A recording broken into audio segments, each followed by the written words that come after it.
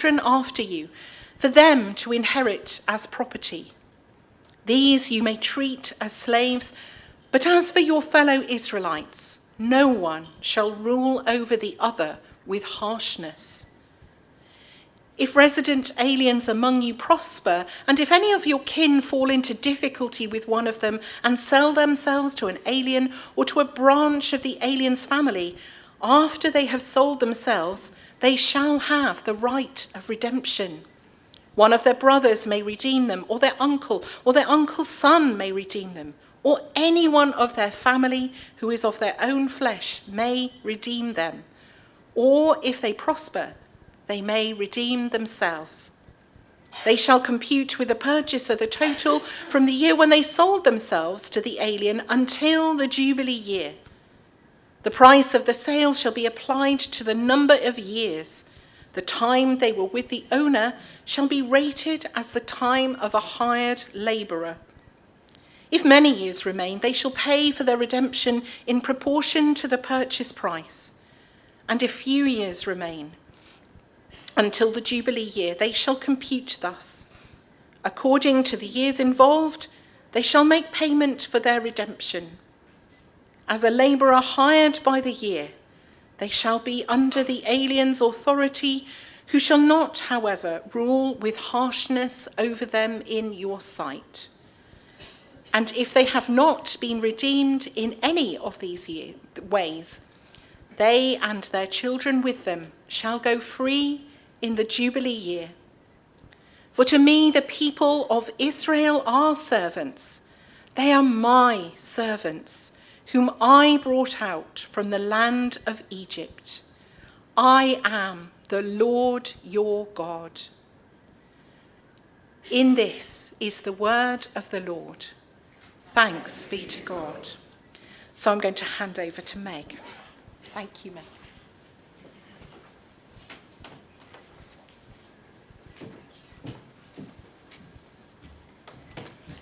Morning, Assembly. It's very good to be back with you again this morning. You may have noticed some things about this morning's reading. Three things that are a bit difficult.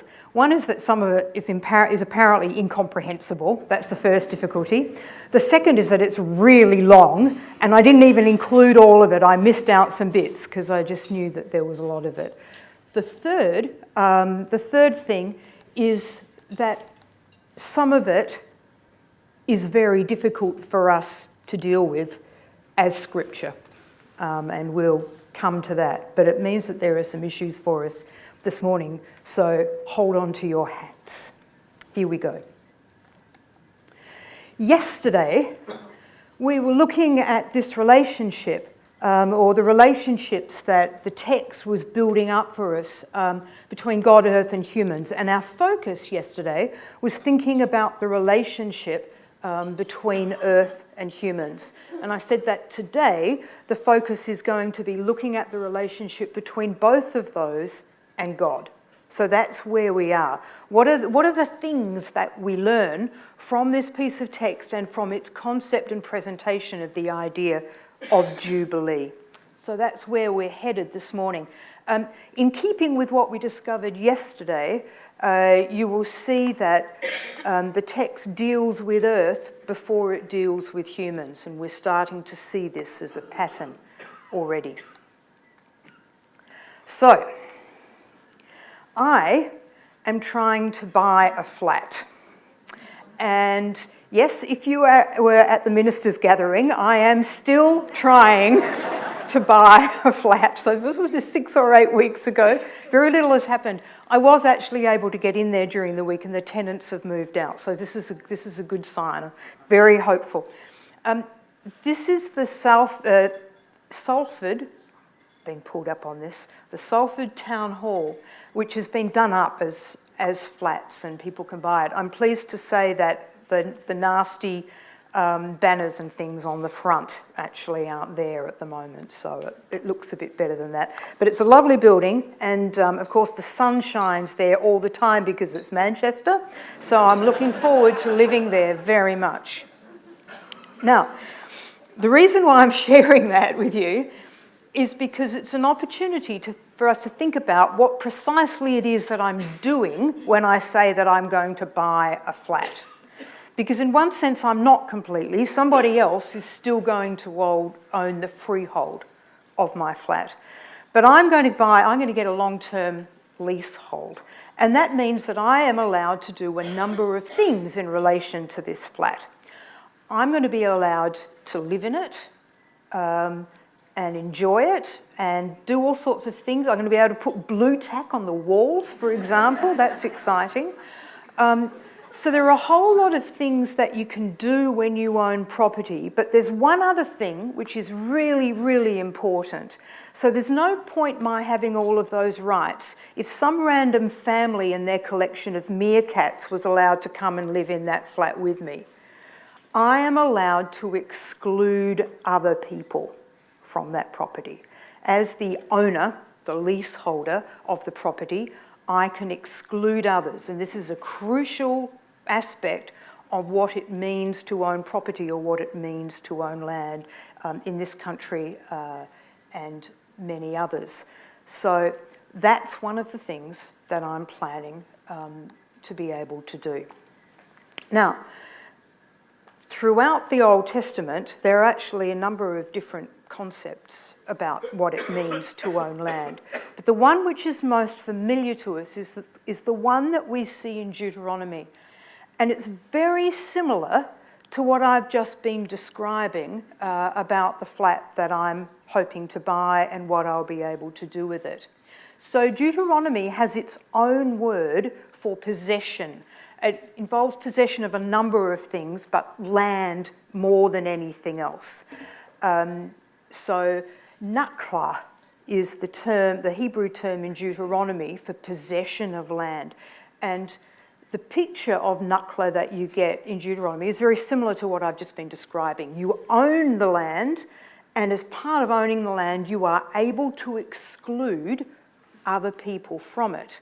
Now, this is really significant when we're thinking about the promise, God's promise to give the land to the Israelites, because it means that one of the inherent elements of that promise is that the Israelites are to be allowed to exclude others from the land.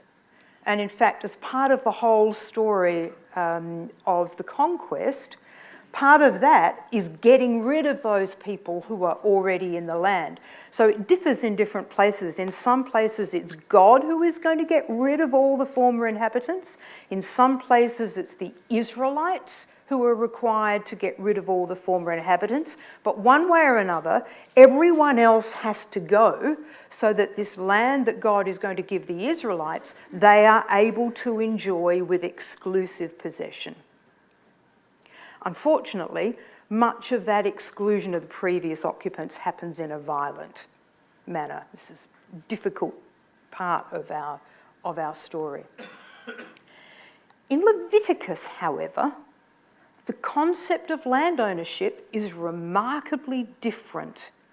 There is even a different Hebrew word. So the word for possession in Leviticus is akutsah. And so it's used in the same kind of way, but it means something significantly different. When you have the akutsah, when you possess in that way, what you have is the usufruct. This is a very old-fashioned legal term that still gets used in English law occasionally. But what it means to have the usufruct of land is the right to use it. It's the right to be in the land and enjoy it alongside anybody else to whom the right for the usufruct might be given. And that's the sense in which this term akutsah is used in Leviticus. And that then has implications for the land promise and the gift of land. If God is giving the land to the Israelites, what God is allowing the Israelites to do in Leviticus is to live in the land alongside anybody else to whom God sees fit to also grant akutsah of that land. Now, the way in which this is expressed in the Jubilee is that, and in Leviticus we'll see this in a moment, God is the owner of the land. And if God owns the land, then nobody else can. The land is God's, that never changes. That's true of Deuteronomy too, incidentally, but it's made much more of in Leviticus. So because God owns the land, and we can't, the Jubilee is designed to fit around this. So it's possible for people to buy and sell land, but in the Jubilee, it will return to its original owners, those people to whom it was divided up amongst the tribes in Israel's story. So after 50 years, no matter what kind of commerce has happened in relation to the land returns to its original owners. And that means that when you are buying and selling land, clearly the value of the land is time dependent. So you cannot buy the land itself. What you can buy is crop years. In other words, the right to farm the land over a number of period of years until the Jubilee and to get the value of the crops that you're able to grow from that land. So God owns the land. Human beings are allowed to buy and sell the right to grow crops on that land until the Jubilee. And the main place in Leviticus 25 where we see that is verse 23. The land shall not be sold in perpetuity, for the land is mine. With me you are but aliens and tenants. You are not fancy schmancy property owners like I'm hoping to be in Salford soon. You are aliens and tenants, and the Hebrew there is gerim and toshavim. Now, this statement is made here in Leviticus 25, but it gets illustrated in Genesis, my favourite book, lest anybody forget. In Genesis 23, where Abraham wants to buy a piece of land to bury his wife Sarah, who has died, he goes to some Hittites and he says to them, I am a stranger and an alien, a ger and a toshav living among you. So he introduces himself in precisely the language of Leviticus 25. This language doesn't appear anywhere else in the Hebrew Bible. It turns up in these two places. So Abraham turns up saying, I'm an alien. Incidentally, this is ger and toshav. Gerim, toshavim, those are the masculine plural endings, that im. So that's what makes the difference. So I am a ger and a toshav. Throughout Genesis, in other places when God talks to Abraham and his family, and sometimes when they talk to each other, it's made clear over and over and over again. I am giving you this land in which you are to live as an alien. I am giving it to you, and in it you are to live as an alien. So in Genesis 17, I will give to you and your offspring the land where you are now an alien.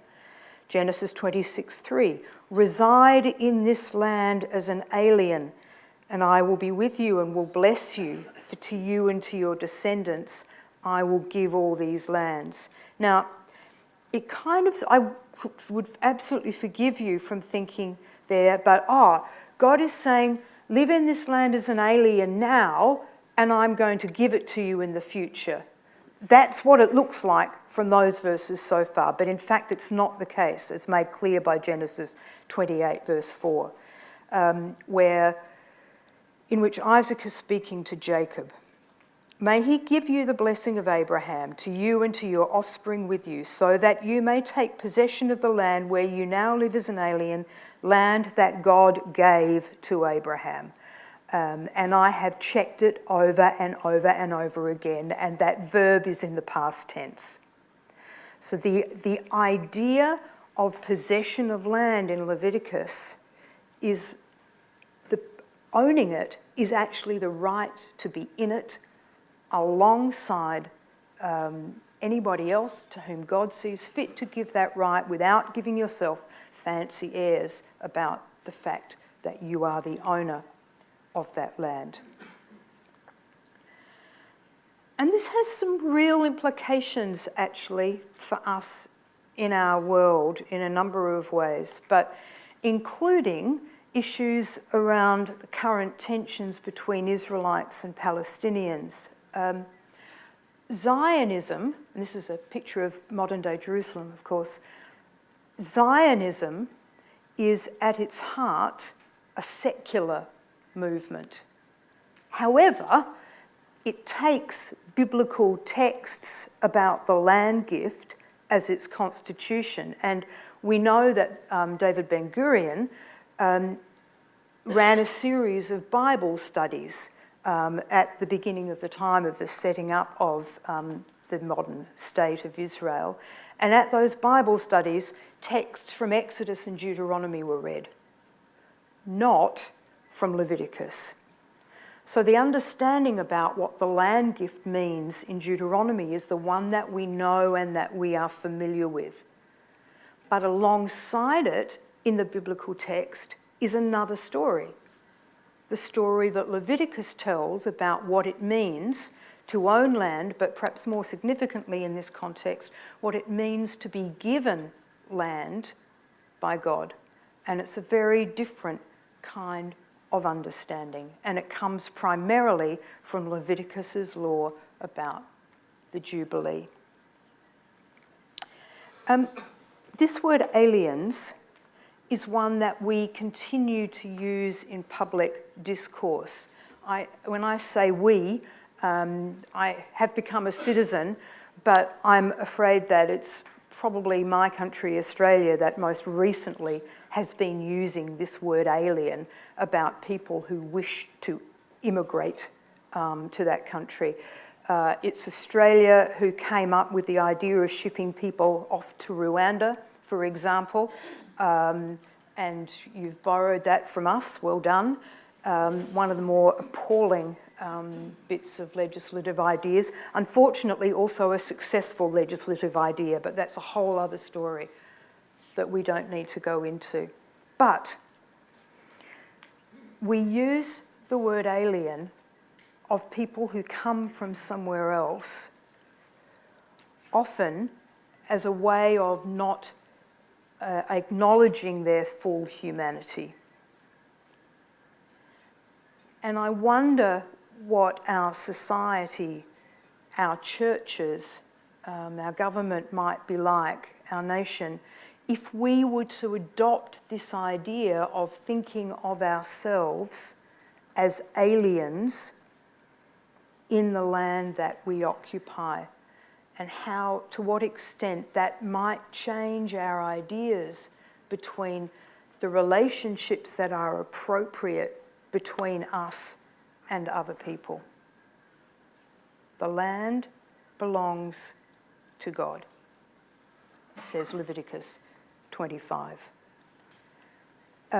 Now, I'm very aware that we're racing through, but Leviticus 25 carries on, and so must we, because we've been looking so far this morning at the relationship between God and land, God and the earth, and the other corner of the triangle is about God and people. And this, I am afraid, is where it gets really difficult. I'm going to do my best to lead us through this text. Leviticus 25 sets out a whole set of different kind of case studies, and it says this is what happens in this circumstance and this circumstance and this circumstance. And I haven't worked through them all because it could take us all day. But there are two of these case studies about the buying and selling of people in Leviticus 25, and so I want to outline them both briefly. I said yesterday that there are some really good developments here and also some things that are highly problematic. So, the first case study is about Israelites selling themselves to fellow Israelites. So, slavery and the ownership of people at the time and when Leviticus was being written primarily happened when people found themselves in poverty, to which an answer was to sell themselves to somebody else. Slavery was different from the way we understand and have understood slavery, but the same kind of language is used.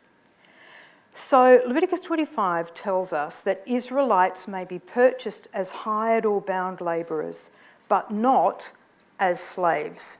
In other words, it sets out they may not be ruled over with harshness. So that, on its face, is an improvement. I was saying yesterday that slavery was part of the world understanding against which these texts were written. But Leviticus is saying, there are some circumstances in which it is not appropriate for a human being to own another human being. However, it goes on to say, an Israelite may, however, own as property a foreigner or a resident alien. So Leviticus discriminates between groups of people. It says you may own people from this group, but you may not own people from that group. Now, you may take the view that this development over the other parts of the law code at the beginning of our biblical text, which just basically say you may own somebody as a slave, that this development which says you can have some people as slaves but you can't have Israelites is worse than no development at all. Maybe it's better if just everybody can be slaves. But this is what Leviticus does. I was privileged to be with you yesterday morning for your debate around the legacies of slavery, and so it's very much in the light of that I come to talk about that this morning. I cannot excuse away what Leviticus 25 has to say about slaves. It is problematic, and particularly for us from the place where we stand, knowing what we do about the history and the legacies of slavery, this biblical text is extraordinarily difficult, and I can't fix it for you.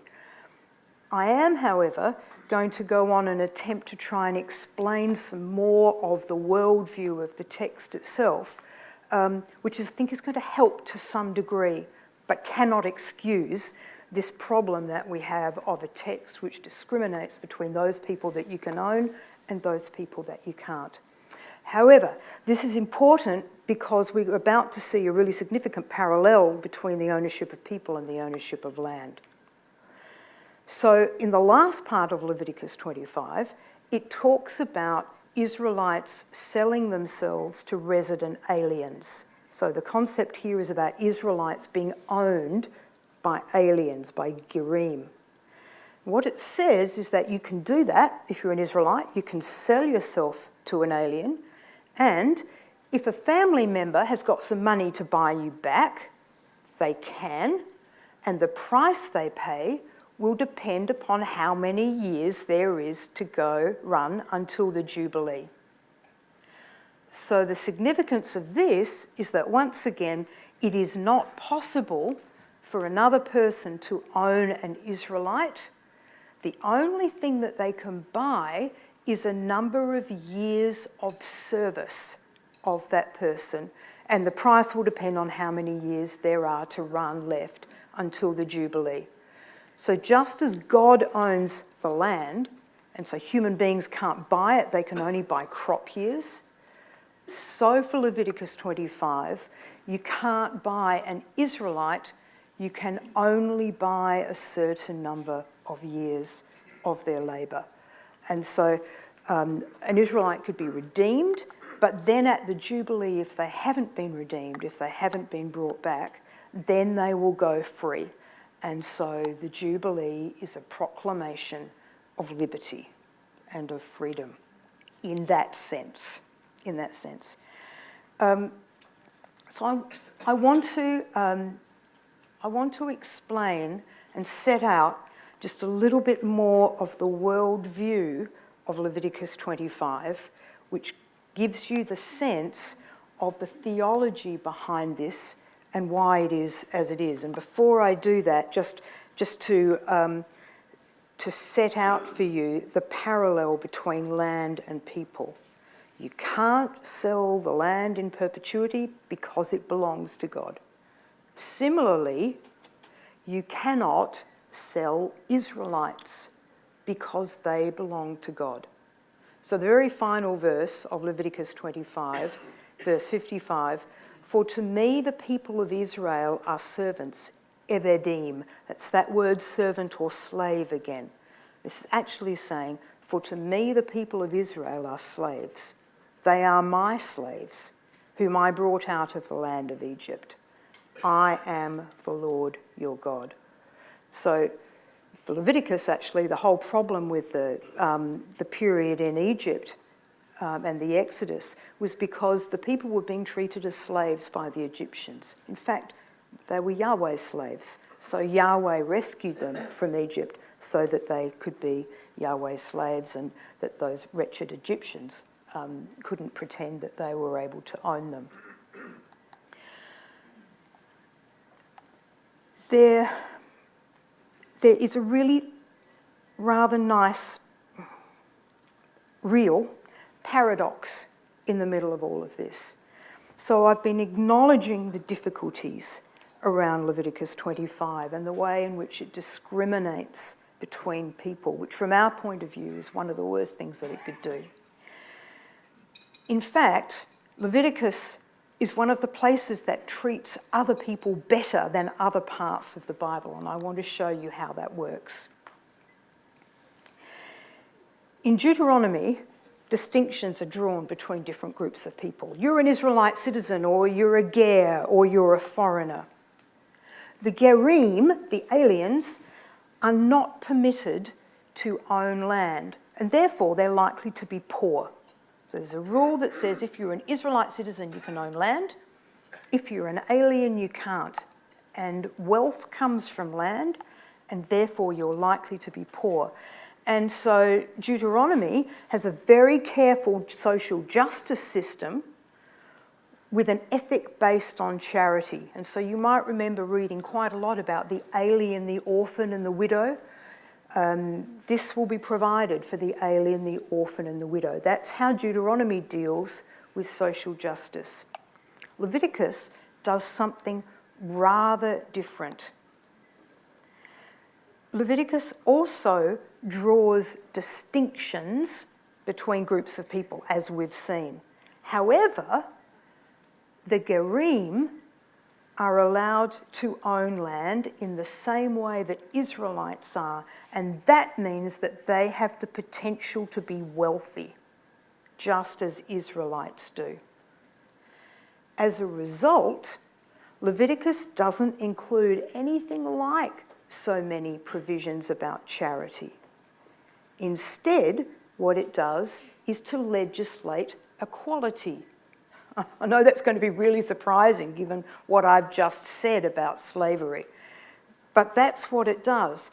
And it goes so far as to say, you shall have one law for the alien and for the citizen, for I am the Lord your God.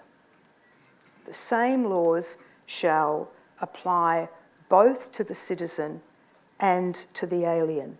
It's not necessary to provide charity for the aliens, for they have the capacity to do every bit as well as an Israelite.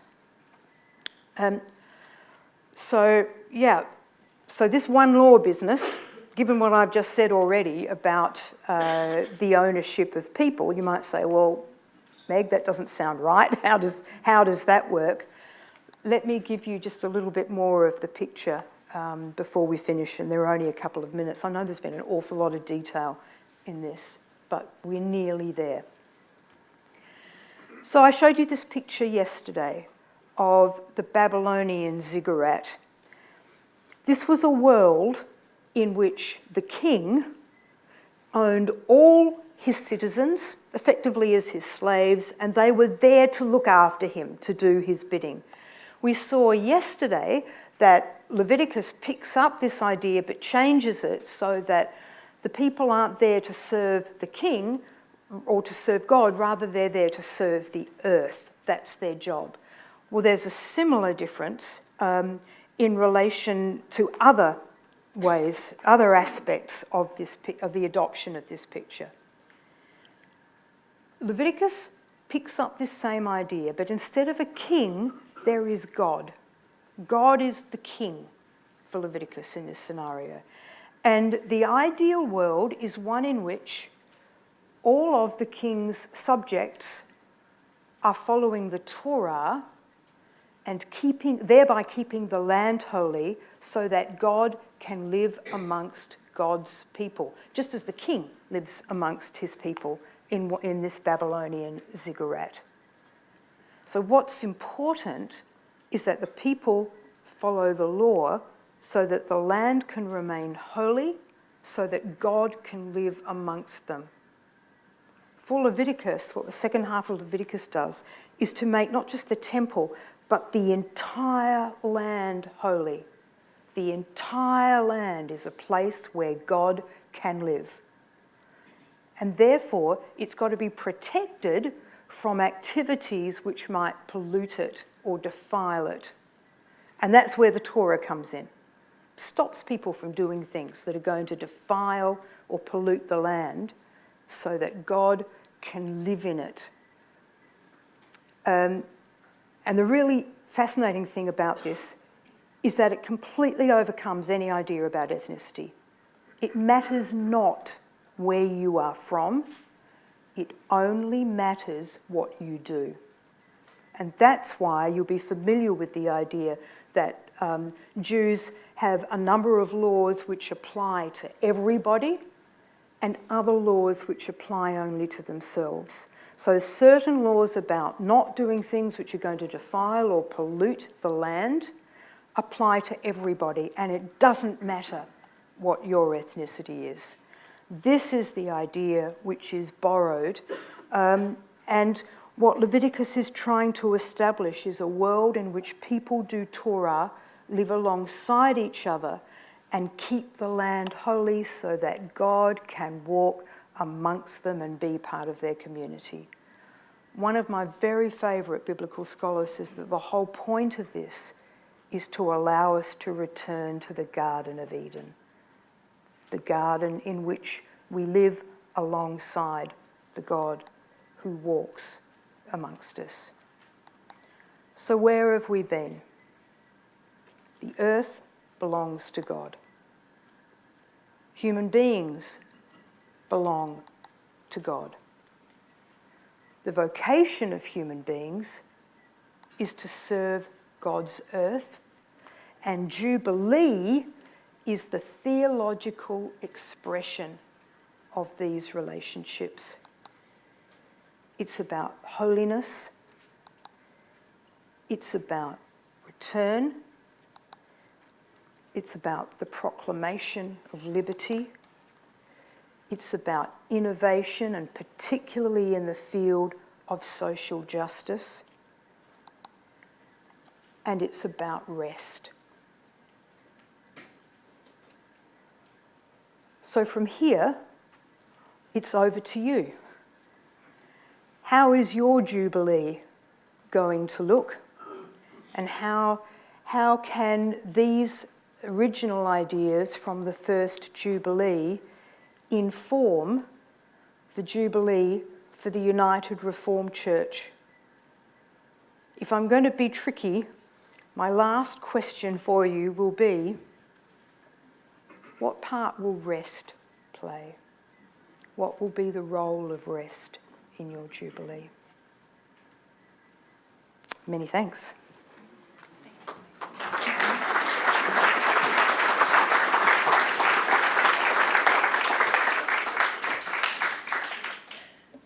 At the end of Meg's 2 studies with us, we've learnt such a lot, and those of us who were there at the ministers' gathering may feel that it's really good that we've heard all of this again, and some of us may be thinking that it might be a good idea to go down to the YouTube and perhaps have another look. But I just wanted to say thank you so much to Meg, who has come here. When I first approached Meg about doing Bible study at General Assembly, it was back around Easter time. And a few weeks ago, when I contacted her again, she was really struggling with COVID. And so she's recovered enough by God's grace and her own efforts to be here in person and to deliver us these amazing studies. So thank you so much for sharing all of these things, Meg. And may God's blessing go with you in everything that you do at Northern College and your life amongst us. Thank you on behalf of myself and all of you. Thank you. Thank you. Very good luck.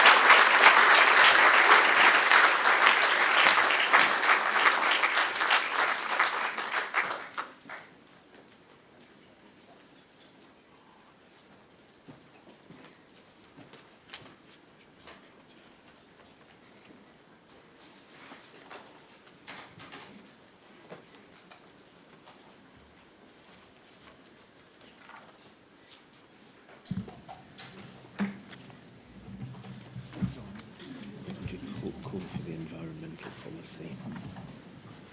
A word to say first. All right.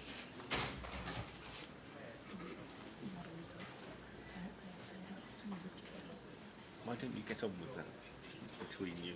Somebody do something. Announcements, Assembly.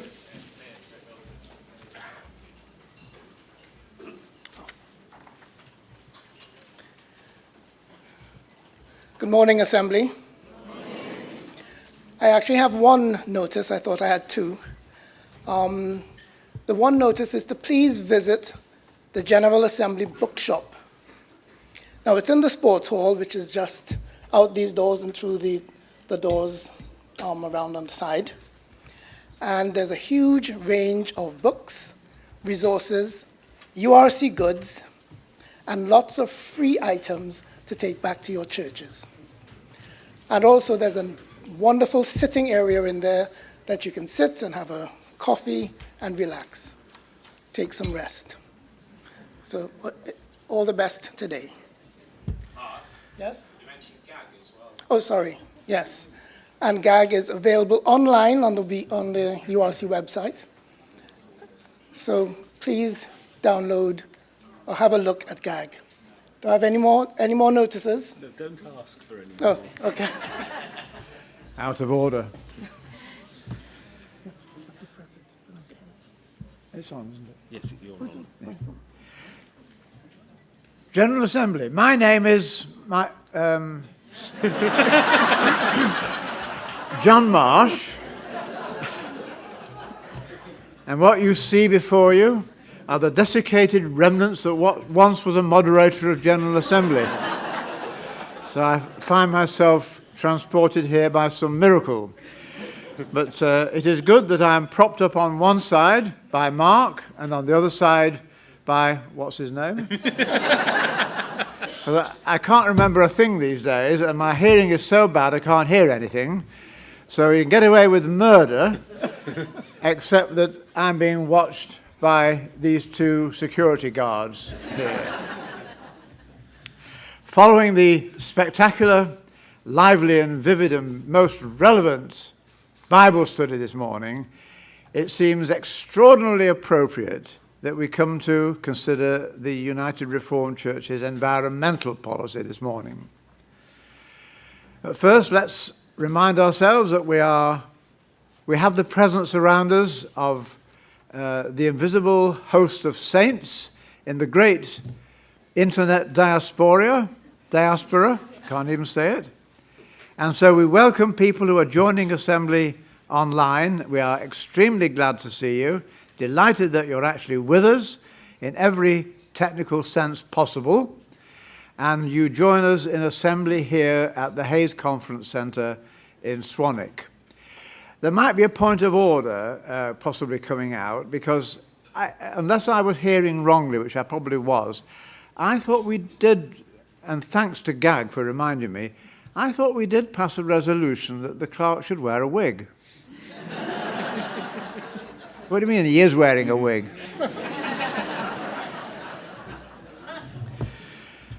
Anyway, I hope now we can begin to inject some hope, gospel power and glory, and kingdom values into our developing response to the environmental challenges of our time. And therefore it's relevant to invite the Mission Committee and the Environmental Task Group to present to us the environmental policy, which you find on the printed version of the Assembly book on page 131. And I do so invite those friends to join us on the platform, please. Moderator, while they're making their way to the platform, some people online may be concerned that you don't have a laptop in front of you and you won't know when they're raising their hand, etc. What is a laptop, please?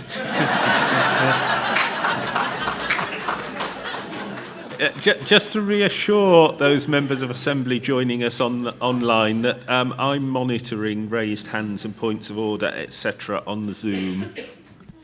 Thank the Lord for that. So, Sarah, I think it is. Moderator, members of General Assembly, I need to inject a note of seriousness back into the proceedings now. Mission Committee with the Environmental Task Group brings to General Assembly the proposed environmental policy. Rob Weston, convener of the Environmental Task Group, along with Simeon Mitchell, our Secretary for Church and Society, will introduce the paper.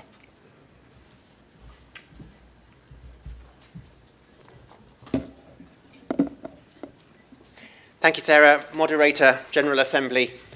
I don't know if you've been looking at the weather forecast, but it's due to be a hot day. And in fact, it's going to be quite a hot year. It's the 5th warmest year on record. The climate crisis is probably one of the gravest challenges facing humanity today, and I'm sure I don't need to share with you the science of that. It's headline news on an almost weekly basis. This new environmental policy that we bring today seeks to enable the Church to respond in faith to the urgency of the climate emergency that we have recognised by setting out an ambition for the URC to reach net zero carbon emissions by the year 2030, and by putting in place the plans that we need to achieve this. We know, thanks in part to Meg's wonderful Bible study, that caring for creation, caring for the land, pursuing a just and sustainable use of the world's resources are fundamental gospel commitments. We know, too, that our human activities are responsible for the degradation of the earth, they're increasing climate change, and they're causing a frightening acceleration in the loss of biodiversity. This cannot be the will of God.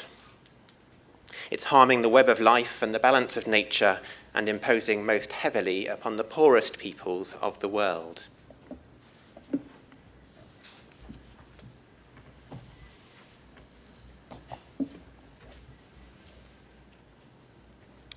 What we bring for you today is nothing particularly new. It builds on work from previous years of General Assembly's decision-making and policy-making. My first General Assembly was in 1989,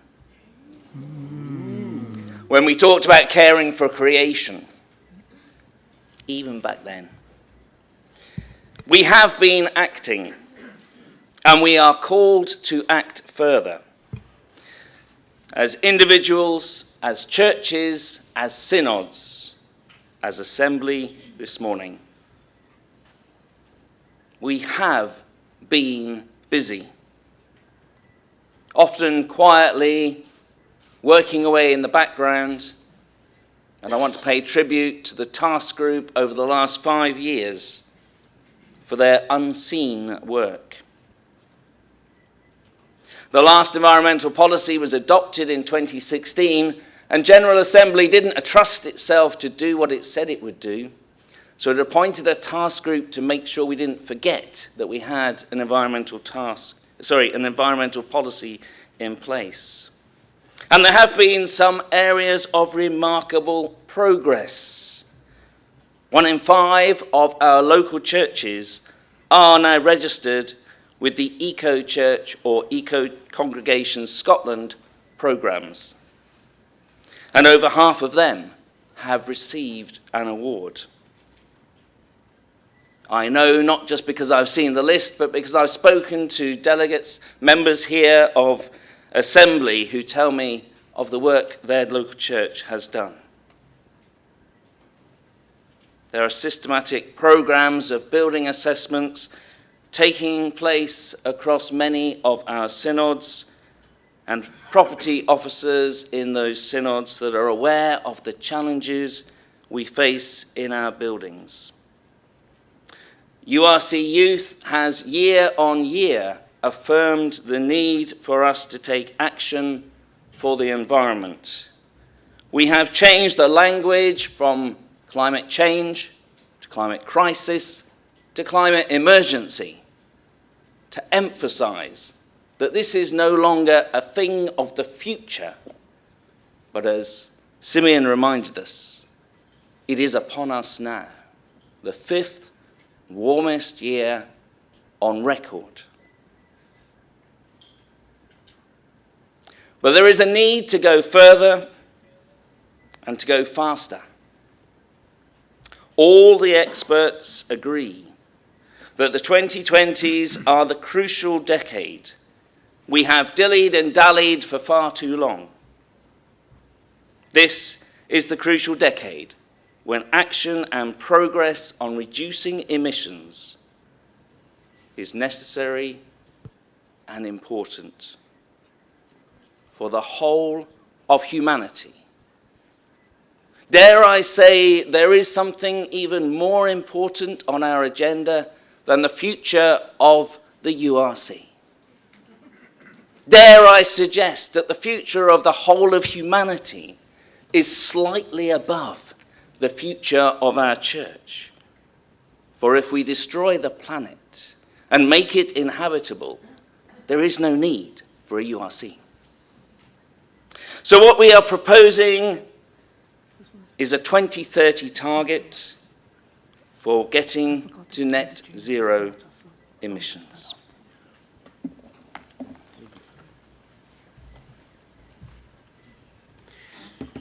So that's the what and the why. We need to think about the how. And that's what the rest of the policy seeks to set out. It seeks to build on the good work that's going on already, that Rob has talked about, and to encourage the wider adoption of the sustainable practices that have been pioneered in parts of the URC and elsewhere.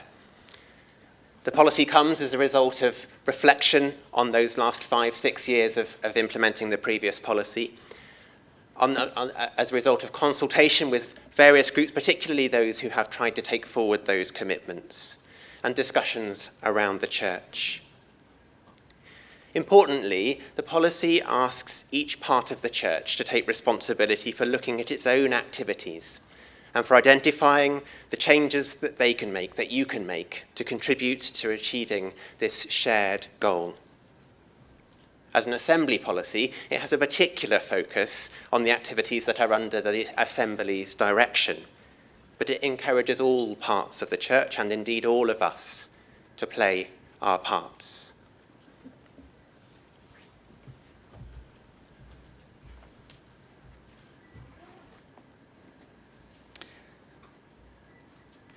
As a minister of 2 small rural churches way down in the southwest, where we rarely get out because the A30 is a nightmare on a Friday.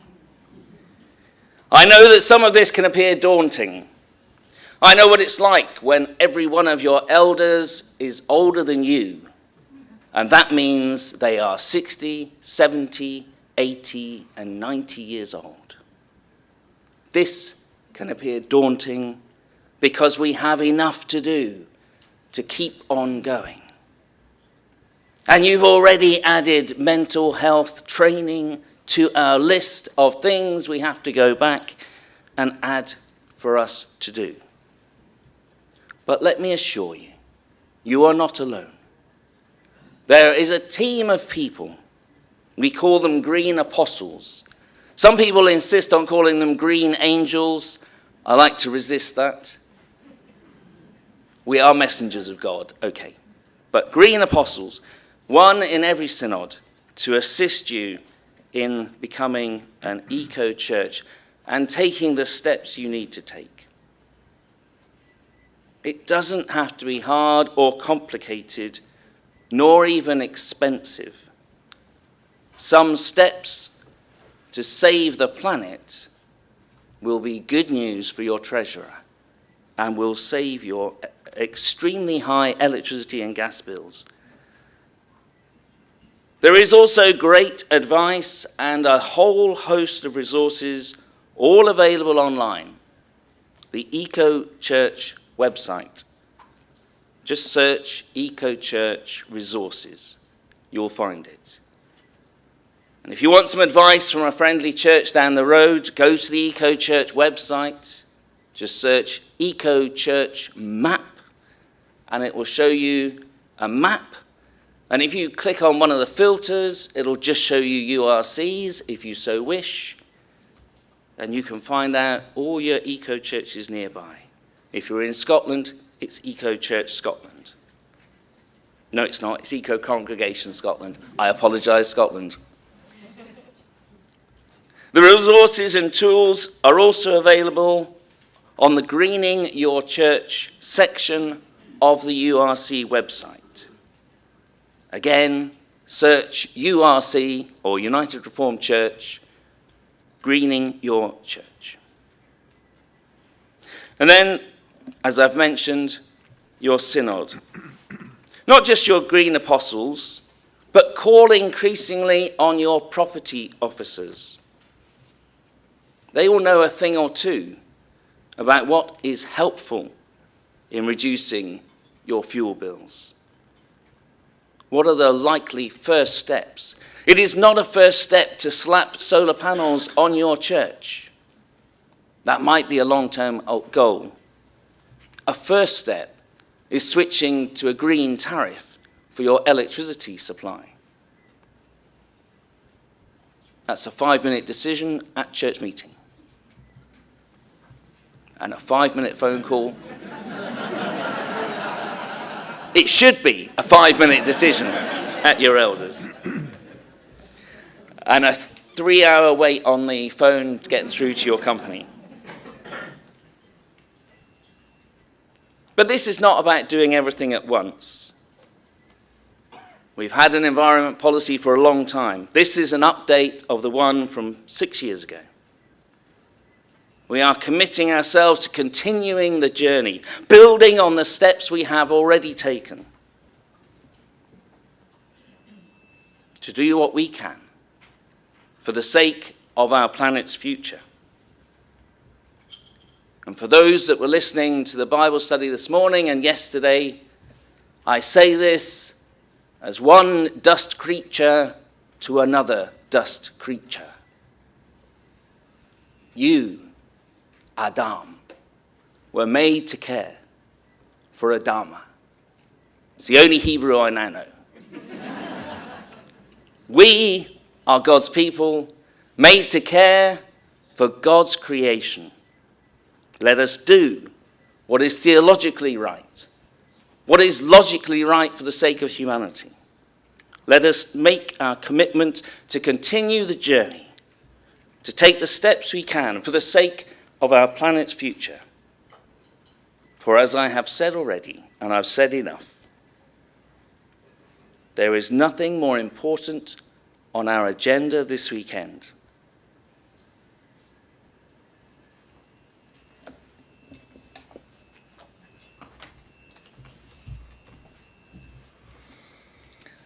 I'd like to briefly take you through the resolutions with one-sentence summaries. The first resolution, well, it's one resolution. The first clause of the resolution is an ambitious direction of travel, but it brings us into line with our principal ecumenical partners. So this is an ecumenical matter. The new policy in Part B sets out the practical outworkings, and I'd like to note that if you look at Friday's order paper, Part 1, if you can find it in the many files you have open on your iPad or laptop or in bits of paper, after adopt the environmental policy in Part 2 of this paper, we would like to insert the words with effect from January 2023. That's after consultation with the Finance Committee. Section C is about ensuring our commitments are embedded within the structures and life of the church. And Section D is to help us do it. We think that a cross-church coordinating task group would be really beneficial to ensuring that things happen. So, Moderator, we'd like to move this resolution. So, come on, Assembly, let's do this. Let's get it done. It sounds exciting. And we are now in the information stage, so we need to have questions that make sure we're clear about what the resolutions ask us to do. So if you have questions of clarification, not points for debate and discussion, but questions for clarification, please come forward and take the microphone, or if you're online, please indicate you'd like to speak. We've got two online, but Simon was first. We'll take Simon first, thank you. Thank you, Moderator. Simon Walkling, National Synod of Wales. It's a question about what isn't in the policy. So it's not exactly clarification, but it's a question about why it's missing. And it's in relation to 17D2 about identifying, advocating, and where possible, putting into place any additional resources. And that in relation to paragraph 5 of the policy itself, part 2, paragraph 5, about travel. One of the things we've realised in our synod is that we're making larger geographical pastorates in response to deployment issues, and that travel also includes the travel that we expect of ministers. And so one of the things we fed into the consultation was what can be done about ministers' travel, and is there any way of giving grants to fill the gap, the financial gap between buying a fossil fuel-driven car and an electric vehicle. And I just wondered whether there has been any consideration being given to including ministers' travel into the policy and grants for buying electric vehicles. Thank you. I think it's online and Sardison now. Thank you, Moderator, members of Assembly, and Sardis and Eastern Synod. Similar to what was just asked, whether any consideration has been given to financial support for synods that are not rich. Some of us are, and therefore when we have listed buildings that are going to cost a small fortune to explore how we become more environmentally friendly, we can turn to our synods. However, not all of our synods are, and I'm concerned that the financial question about the costs that this may entail for some of our buildings has been passed simply onto synods, and I would like to ask whether any consideration has been given to funding, national funding, that can be offered in synods that are not fortunate enough to have the resources to help local churches. Thank you. Thank you, Anne. Should we gather more in before you reply? Yes. Next at the microphone, please. Judy Harris, National Synod of Wales. In light of the launch of URC Children yesterday, I want to ask how the task group would be hearing the voice of the children in our churches and in the URC, so that their voice is heard loudly in this issue, because it affects them maybe more than it affects many of our church members, because they're going to have to live out the consequences of this many years to come. So how are you going to hear those voices, particularly in Part D of your resolution within the task group? Thank you. Online, I think we have Morag Donaldson. Good morning, Moderator and members of Assembly. Good It's morning. Maura Donaldson from the National Synod of Scotland. I'm no longer a church secretary, so I no longer get masses of paperwork or information regarding lots of subject matter. This is a very important piece of work, and I know that they have put a lot of effort into it. My question is on the resolution in paragraph C, we've to set and monitor targets. Is there any means or tools that we can be pointed to that can show us how to do that, please? Thank you very much. Thank you. Microphone, please. Hi, sorry. Rebecca Smith, East Midlands Synod. What do you think? We did ask about the Green Apostles, and we were actually informed that to find out who the Green Apostles were for our synods, we should email a particular email address. I haven't been able to find this email address anywhere, so I don't know how anyone would just be able to find out their Green Apostle. And we also noted that Lorraine kindly sent an email for us, but actually not all synods had a listed Green Apostle. And I know the Green Apostle for URC Youth was also the incorrect person listed. So I just wanted to ask, I understand for GDPR reasons we can't just put contact details online, but would it be possible for these Green Apostles to have maybe a URC Green Apostle at URC so that we can contact them without having to go through lots of other people to find them? Thank you. We're still on the information session questions. So next at the microphone, please.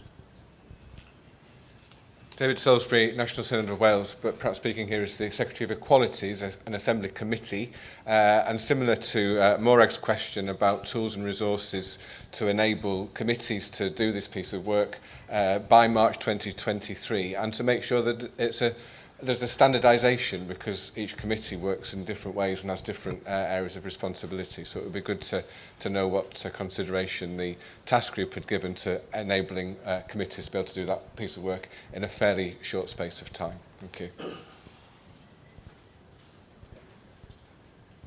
you very much indeed. Are there any further? That makes it worse. Thank you. Over to you. Jeff Hughes, Mersey Synod. The Victorians had a great vision for spreading the gospel in our local communities, but they didn't have a vision for this moment. I don't think many of us are burdened with large Victorian buildings that are almost impossible to heat and to insulate without spending lots and lots and lots of money. Relatively speaking, small amounts of money is a very subjective comment. For churches, a small amount of money might be anything under 10,000. For another church, a small amount might be considered in the tens of thousands. So I just wonder whether there's any costing has been done for some of the changes that would need to be made in some of our average buildings. And I said the other day that if every other building closed, it would take a lot of pressure off deployment. Is this a policy that's going to close churches? Thank you. Are there any further questions for information, clarification? There's one online. One so online. Brandon Stein. Thank you indeed. Over to you online, please. Yeah, Brandon Stein, Eastern Synod. In regards to the pension scheme that was put through yesterday, it says on 7A that we may not invest in fossil fuel companies where turnover is more than 10%. Would this be in conflict to the pension default plan that was passed yesterday? Thank you. So, answers, I think, from the team. Thank you. Thank you. We're going to try and handle these as I'll take some and then we'll see whether anyone else can pick up the others. In answer to several of the points that are made, Simon's and Anne's in particular, I think I would say we haven't worked through all of the consequences of this because it actually permeates the whole of our life as churches, doesn't it?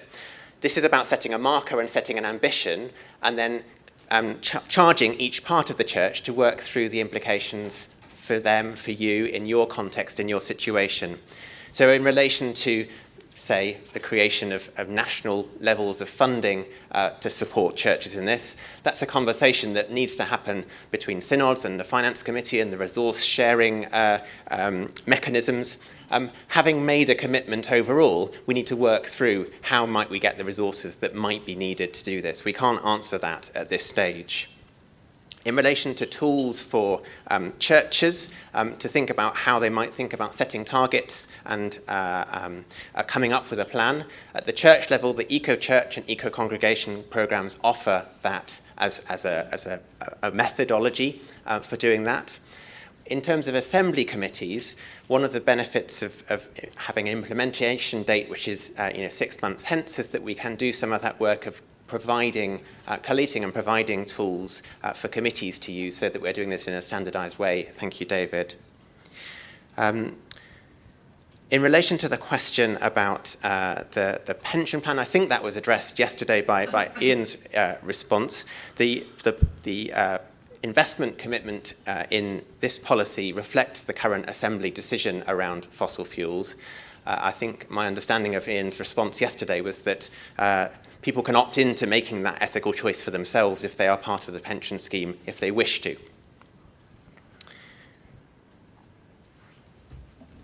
Yeah. And just to pick up on a few there that Simeon skipped over. So the Green Apostles, yes, we need to make it easier for you to contact your Green Apostles. I suggested that you contact your Synod office. They should know who the Synod Green Apostle is.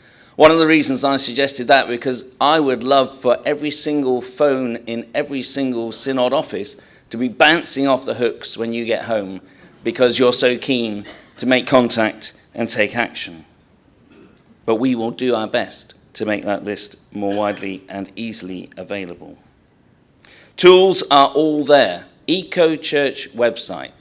Go to it, check it out. They are all there. They'll tell you how, where to start, how to start. You start with a questionnaire which looks at the whole of church life. This is not just about buildings. This is about your preaching, your teaching, your Bible studies, your house groups. This is about your lifestyles. This is about your community engagement. This is about fair trade. This is about the whole of church life. As for the committees and the work that's needed, many committees have been consulted. Many have done some incredible work on this topic. My thanks to the Education and Learning team.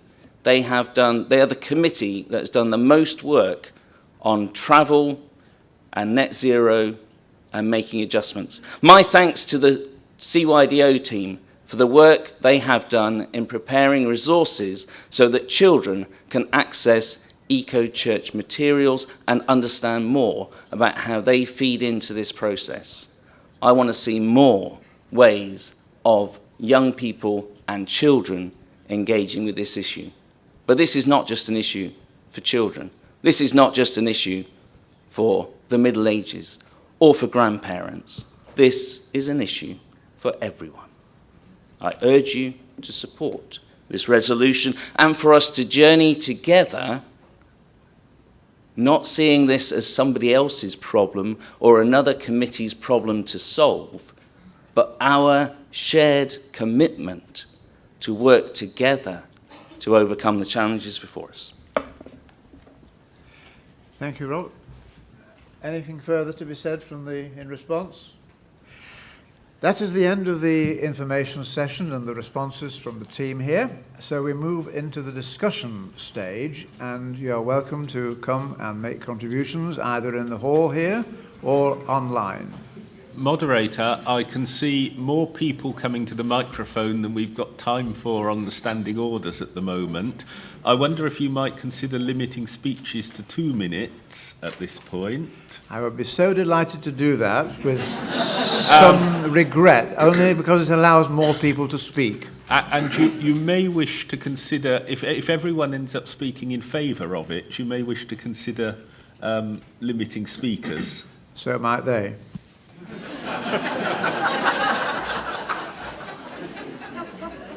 Steve. Steve Faber, West Midlands Synod moderator, as the moderator of the Synod that is the first but only the first to achieve Eco-Synod accreditation. I hope that we shall be joined by others quickly. And I don't want to add unnecessarily either to the time of the Assembly or to the amount of hot air that's going to be produced in favour of this resolution. I hope that we can move very quickly to accepting this and to implementing it. Let's not leave this as a fine set of words. Let's take action. It's often said that we need to do these things for the sake of our children and our grandchildren. Tosh. We need to do it for the sake of those who are dying around the world now because of climate change, because of sea level rise, because of all of the impacts of our carelessness. Let's do this quickly. Thank you. A younger voice, please. You consider yourself a younger voice, which is good. Heather Moore, Southern Synod. I'm very strongly in favour of this resolution. I think that should come as no surprise. Meeting net zero by 2030 shouldn't be an ambitious target. That should be the minimum. If anything, we should be doing it sooner. We are by no means the only organisation with this target. And compared to other organisations and companies that I know that have this target and that are making very, very good and positive steps towards it, we're very small, we're very local, and we really don't do as much for carbon emissions as they do. And yet they're doing it, so we should as well. We've talked about this for years. I said last night in my small group, slightly cynically, that in 10 years, the URC is still going to be facing all the same issues. This might be my first General Assembly, but for those of you who's been many times before, how many times have you heard about the environment? And how many times has it changed? You said about not doing this just for the children, but for doing this for everyone, and I agree. But we were asked yesterday to vote with a child in mind. I really hope we haven't forgotten that already. Thank you. In the hall still, we'll take one more younger voice, please. None of you qualify. Okay, carry on. Judy Harris, National Synod of Wales. I'm young at heart. Thank you for your response, Rob, to my question. I am aware of the resources that have been produced by Children Youth Work Committee to help support young people and children engage in the eco-church process, but I do think we need to go further. I want to suggest an amendment to section D of the resolution to add in after URC youth and a representative of URC children, so that the children's voices are part of that decision-making process. Thank you. Moderator, the conveners are happy to accept that amendment. You need to ask if the Assembly's happy. Are you? If you are, show an orange card. Orange. Anything except blue will do. I've got a sweet in my mouth, so I can't really talk to you. Thank you. Put them down. I think we've agreed the amendment, Moderator. Sure we have. Alan Yates online. Online, Alan Yates, please.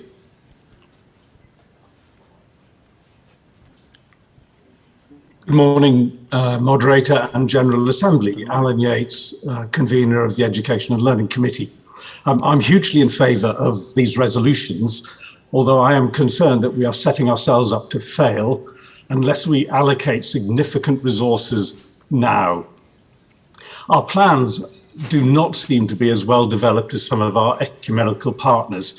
The Church of England has got a similar resolution going forward to their General Synod, their plans already include over 50 pages and have probably 100 appendices online. Even if we get a great plan developed by the end of next year, that only gives us 5 years or so to raise finance and to make all the changes necessary. An example in the church I worship, we have a 19th century listed building. We already know that this will cost well in excess of £100,000 to enable us to get it to be carbon neutral. Without significant support, I don't think we can do it. Therefore, I urge General Assembly and the Mission Committee to put in significant resources now, both for planning and for other purposes. Thank you. Thank you. In the hall. David North from the Wessex Synod. Very quick and simple suggestion for the Assembly Arrangements Committee. For future years where we're meeting here, make it easier to get here from Derby railway station. Dragging a suitcase up that driveway in the heat is perfectly possible for me, but we need to make it easier somehow. Otherwise, you'll keep on ending up with only 2 of us out of 15 from Wessex coming up by train. Thank you. Online, Sarah Hall, I think. Sarah Hall, Wessex Synod. The buildings, I think, are the elephant in the room. And in Wessex, we're blessed with a lot of property officers' support, but even so, they have too much to do. We really need access to expert advice for our listed Victorian and older buildings. Otherwise, this isn't going to work. Thank you. Thank you. The microphone. Vaughan Griffiths, Deputy Treasurer of the URC, member of East Midlands Synod. I'm speaking in my personal capacity. I welcome this paper. I don't think I underestimate the difficulties of getting it down into local church level, but I wish you well. In one respect, I think this paper could have gone further, and I'm picking up now on a point that's just been raised. I feel that the challenge should have been laid down for some churches that they need to leave their unsuitable buildings and pitch their tent somewhere else, and we need to face that. I mean, by unsuitable, I mean not just that the costs of making eco-improvements is out of proportion to the benefits of the building, but that we have churches meeting in large Victorian or earlier edifices that now have 1 or 2 dozen people meeting in buildings designed for 100 to 200 people. That in many cases churches are putting all their efforts into maintaining a building instead of being released from the burden of that building to concentrate their time and money on mission and discipleship. And that one fears, honestly, that in some places the building in which the church meets has kind of become the idol, replacing God himself as the focus of their worship. Thank you. Thank you. Online, we have Sam Richards, I think. Hi, I think that's me. My name's somehow Sam Richards for some reason. But I'm Mayor Whipple, Wessex Synod, URC Green Apostle, or URC Youth Green Apostle. I strongly agree with this resolution and urge you to vote for it. And before making this decision, I would like you to think of your children and your grandchildren and all the generations which will follow. You are giving a piece of paper to think of the children within our church, and these are the people who it will affect the most. We will see the worst of climate change, and I'd like to be a part of a church where we try and stop this and we try and be as environmentally friendly as possible. This is a great start towards a better future. Thank you. Thank you. In the hall, yes? Are you in the queue? Yes. We'll come to you. Romilly Micklem, Wessex, and for older members of Assembly, that's Romilly Micklem Jr., not my grandfather. I hope you've got your bingo charts out, by the way, because that's the tick on the top left box. I just simply want to say for Morag's benefit, how much I support and welcome this resolution. She challenged me to say something positive at Assembly, so here you are. This is for you. And I also want to say, from my background before ministry, what gets measured gets done. I just want to pick on something that the team have already said, but there are tools, and I just want to urge you to look at these tools. You can't see it here, but 360-degree carbon by Climate Stewards is a great place to start for looking at the carbon footprint. It's very easy just to start thinking, okay, we'll do X, Y, and Z, but you don't know what the impact of that is. What gets measured is what really matters. So do measure what you're doing. Thank you. Point of order. I'm minded to hear the last two speakers. Thank you, Moderator. Johnny Hill from Northwestern Synod. I fully support this resolution, but I'm minded to ask Assembly to consider how it fits with the Church Life Review. And there are a couple of areas where I think there is particular salience. The intention to do this forensic accountancy project and to look at the theology of money. We ask our churches to put their M&M contributions as the first line in their finances, and perhaps we as a denomination need to consider this as a first line in our own finances.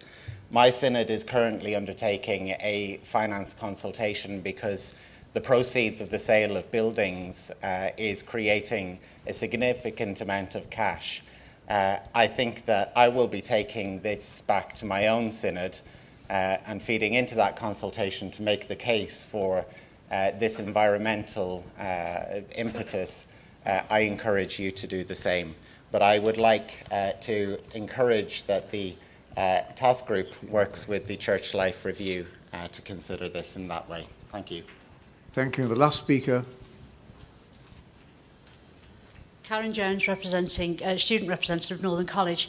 I just want to reassure those who are worried about buildings.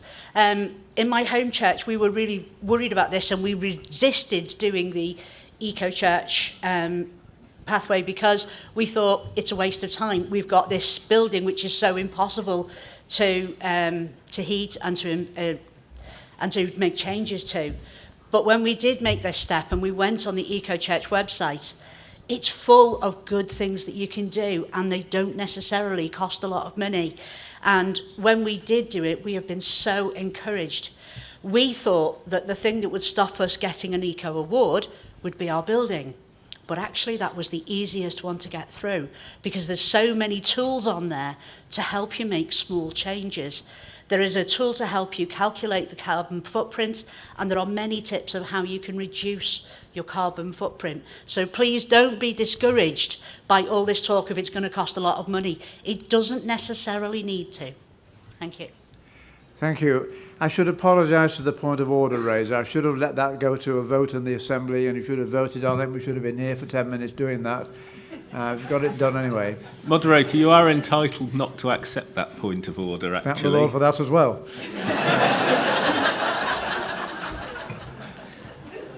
Just a brief reply. Just a brief reply then, because I want to thank all those positive comments, and especially Romilly. The moment has come. It's going to be in gag, you know it is. Just to say, buildings, not the problem that you think they are. My little church in Bideford, membership of less than 25. We have decided we'll use the hall during winter. There's no point in us sitting in a 150-seater sanctuary when we've got a small hall which is easier to heat and will be perfectly adequate for the worship we provide for our congregation week by week in the winter months. There are ways around these problems, folk, and it is not a one-size-fits-every building. Lots of buildings will be able to adapt in different ways. Solve it together. Let's move forward, and let's put this resolution now before you. Thank you. Yes. Before we put the resolution, I would like to take the opportunity to thank the task group for their work, as that is now coming to an end. And I hope Assembly will also relay their thanks to that task group. Applause.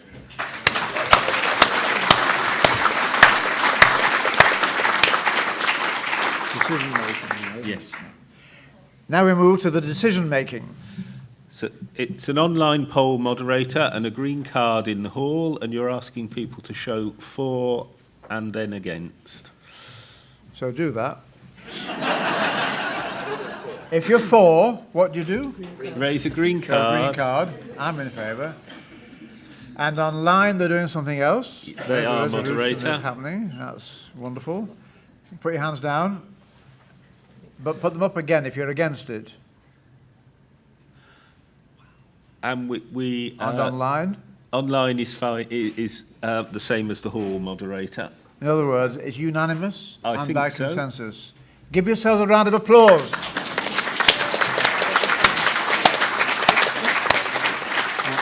Right, moderator, before coffee, there's one extremely short item of business. The Deputy General Secretary has a formal report to make to the General Assembly. While he's making his way to the lectern, we're going to be breaking for coffee at about 10:34. Given that I think there's a little wiggle room on the next session, can I suggest that people take half an hour and come back at 11:05? Better do that while the going's good. Thank you. Thank you, moderator. The General Secretary is required to report to General Assembly on the costs of cases that have taken place under the ministerial discipline process, commonly known as Section O, the convention being that this report is received in silence. Since General Assembly last met in July 2021, 2 cases have been concluded. The first incurred costs of £18,592, the second of £18,014. Neither case resulted in the removal of a minister from the role.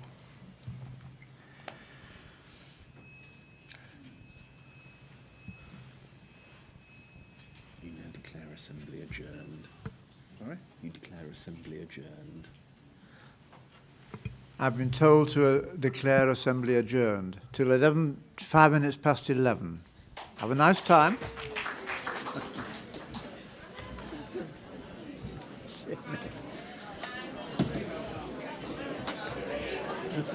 All right.